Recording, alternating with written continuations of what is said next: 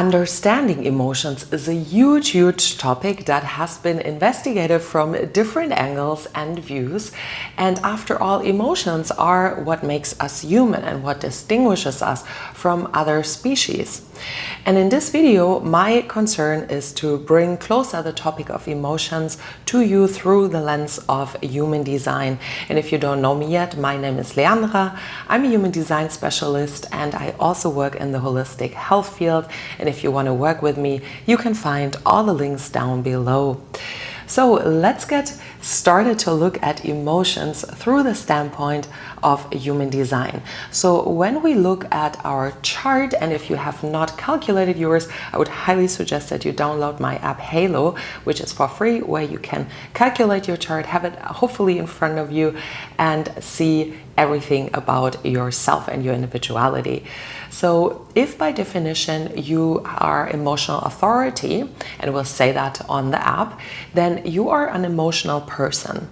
So that means that we have emotional people and we have, per definition, non-emotional people. The difference between the two is not that one or the other cannot feel emotions. However, the way that we perceive and understand emotions, it's crucially different. People who are emotional, and that can always happen when their solar plexus center is activated, that means that these people consistently go through their own wave of emotions. Chemically, they're producing the hormones and all the chemicals that bring up the wave of emotion. And there are several different ways, obviously, on how these emotions can be experienced. Some people experience emotional in a faster moving cycle caused by certain trigger points or certain areas of life. Other people go through a little bit longer cycle of emotions, and other people have a gradual rising wave and then a fall down. So these are the different ways on how it can be experiences, and in some cases people might experience some of these together or maybe all of these waves of emotion. What we can put together or conclude though is that emotional people consistently go through ups and downs, through waves in their life, which means that there is never a clarity in the present moment, because the wave needs to be weighted out in order to find clarity on something. Your viewpoint, your feeling towards something will change with the time, and you might have certain angles or perspective feeling wise that you look at a certain situation or at a certain decision, and that is right and correct for you. So if someone pressures you to make a decision in the moment, this is not correct for you, because you need some time in order to find your clarity. Because imagine if you're at one point of this wave that I was talking about, in the next moment this wave can find himself maybe in a total different state, and therefore your view or your feelings might be completely different towards something. So the core essence is leave yourself time with decisions until you have found your clarity. And also the other thing is that it's super important that you don't abandon the feelings, the emotions, that you don't push them away, or that you don't want to have them there, because then they will come out eventually in some other case. And most of the time, this is not the way that they're supposed to express themselves.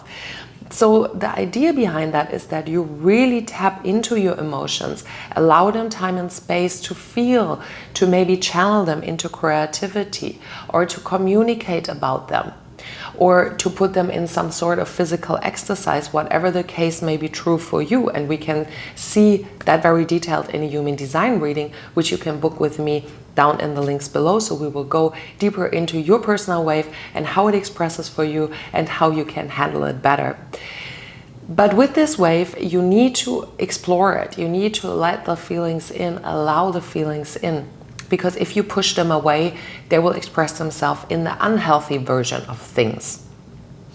So let's look at people who are per definition non-emotional. These are people who do not have their solar plexus center activated, and therefore it will never say for them emotional authority. If it says for you emotional authority, you're automatically emotional per definition. So for all the others, the non-emotional people, which make up approximately 50% as well of the society, and the emotional people are the other 50%, that obviously doesn't mean that emotions cannot be experienced. However, emotions is not a consistent way of your person to be dealing with that energy, to be expressed by. That means that emotions can show up really inconsistently, or you might feel emotions in a very, very different and very distinct way from time to time. And most of the time you might feel not emotional at all. That is due to the reason that you are an emotional empath, whereas the other people around you might be emotional. You're picking up on their emotions, which means that you, in the worst case, identify with the emotions of other people and let them into your system. However, your system is not equipped to handle these strong emotions from other people, but you are here to be an observer of emotions and maybe also feel them. And maybe also go into them, but always with the knowing that these are not yours at this moment, or that you are triggered by another person to experience your own emotion in this moment. However, they are not consistent, and that is why making emotional decisions for you is not correct. The correct way of making decisions for you depends on your authority, and that's again what we can determine in a personal reading, where we go deeper into your authority, into your way of making decisions, and you can book that in the link down below. So if you want to make right decisions for you, you need to trust your authority. But if you make emotional decisions over a long course of time where you feel into it, that will just bring you in a state of not mental or not clarity, or that will make the decision out of other people's emotions, where later you regret this kind of decisions. So becoming clear and aware who you are and where you have maybe taken in information, energy from other people around you is extremely crucial. And the more you know yourself, the more you obviously can navigate emotions better. What can also happen is that, let's say you have a very traumatic event, maybe someone passes or you have a breakup, etc., where the first reaction we would expect would be sadness, right? However, for non-emotional people, it could happen that you don't feel anything in this given moment, and maybe a week later, suddenly the sadness kicks in. Or in this present moment, and that really depends on your chart, you feel the emotion not as an emotion, but it shows up in physical unease, for example, a stomach ache, sickness of your body, where your body is responding instead of an emotional reaction coming up.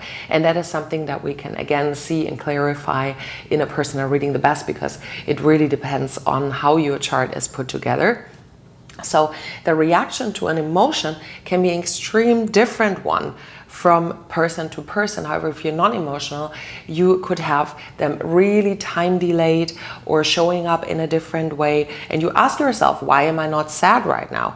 When my dad passed 12 years ago, I did not really feel sadness in that present moment, but it tickled in much later, and much later the sadness came up. And the sadness wasn't present all the time, but it just came dropping in moment by moment. And it took some years where still the sadness was sometimes just showing up. The same I have often with breakups. With a breakup, I don't feel immediate anger or sadness or anything of that nature, although I know I should maybe be feeling it, right? That's what we tell ourselves. However, it shows up much, much later, and then it can feel, if you're not familiar with this concept, a little bit disturbing, and you might force yourself to feel sad at this moment, or you think something is wrong with you because you don't have an emotional reaction. Let me tell you, nothing is wrong with you. Embrace it. Yeah, it's okay if you don't feel the emotion in this given moment, in this present moment, because you will have your own way. You will find your own way on how to navigate the emotions. And that is when, again, being with other people can sometimes trigger your emotion, and that's when you will suddenly then feel, oh, now the emotion is coming up.